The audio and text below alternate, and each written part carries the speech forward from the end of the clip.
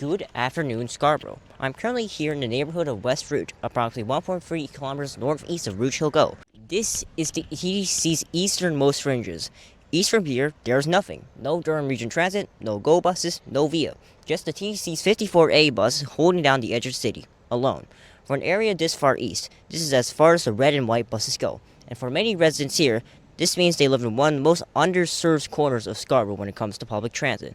Rouge Hill Go sits a kilometer away, serving as the only rail connection to the wider region. But for many residents here in Rouge, West Rouge, that single station might as well be a world apart. But for a brief moment, something different stirred here. In 2022, these quiet suburban streets were chosen as a testing ground for something that felt straight out of science fiction.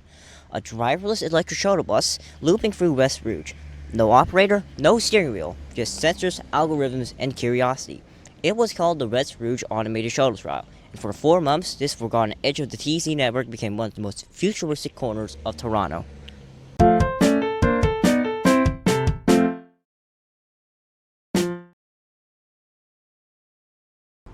Back in 2020, the City of Toronto, the TTC, and Metrolinx teamed up on an experiment, the West Rouge Automated Shuttle Trial. The plan was to run a fixed-route automated bus/pod service running from here at Rouge Hill Go to the neighborhoods of West Rouge about a kilometer east from here, addressing a very real challenge, the infamous last-mile problem. In transit, the last-mile problem is simple but stubborn. Even if you live near a major train or bus route, getting from your home to the station or from the station to your destination can be inconvenient, slow, or even impossible without a car. That gap, that final stretch, is often what keeps people from using public transit. Normally, cities solve this problem with sensible solutions such as feeder buses that ride around the neighborhood streets, bike infrastructures like separate lanes, bicycle sharing systems, car sharing, and urban planning reforms to prioritize people to not drive. But if your city is being creative, aka scanned by just some kind of tech company, they could also use wacky modes such as motorized shoes, I didn't make this up, I just got this from the Wikipedia article for Last Mile, and pod cars. Toronto decided to opt for the pod cars. Of course we did. But the shuttle itself wasn't just about solving the last mile problem.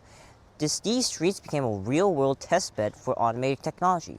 The city wanted to see if a self-driving vehicle could navigate mixed traffic safely, respond to obstacles, and operate reliably without a human steering it. Sensors scanned every corner, lighter maximum roads, and cameras monitored every single curb and driveway. And there was another goal, reducing local traffic. By giving residents a direct connection to Rouge Hill Go, the city hoped fewer people would rely on cars, cutting down on congestion and easing parking demand in the neighborhood. The shuttle's planned route would start at Rouge Hill Go, and for running east along Lawrence Avenue East, north on Star Street Boulevard, and making a short loop around the calm residential streets of West Rouge. There are a lot of options for this. I'll show them all on screen right now. You got them? Good.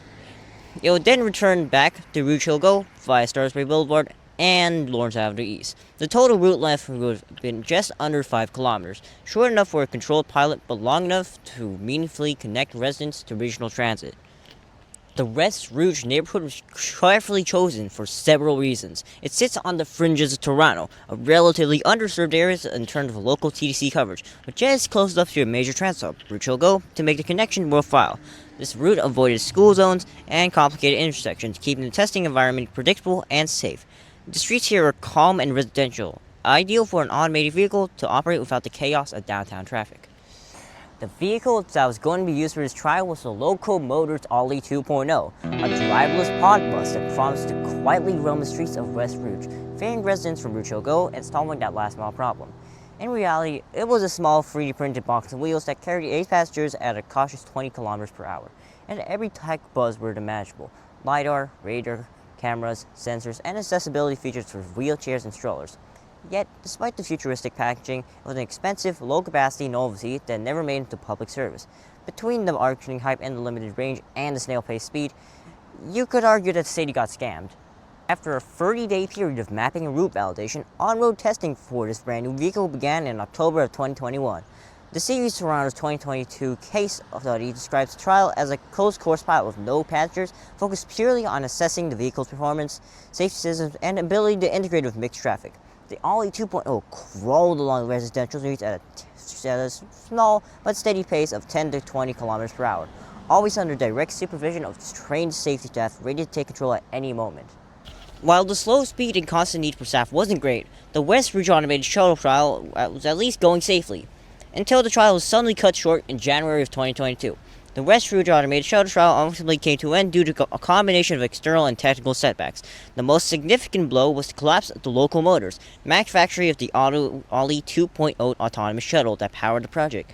When the company shut down, it left the city of Toronto, Metrolinx, and TTC without access to essential maintenance, software updates, and technical support. Around the same time, the Ontario Ministry of Transportation suspended further public testing of the shuttles across the province after an incident I'll talk about later on in this video. With no manufacturer support and new regulatory constrictions in this place, the project could not advance to public service. As a result, the on-road testing phase ended prematurely in early 2022, and the trial was formally concluded shortly afterwards. When the city released its final findings, it read like a polite autopsy.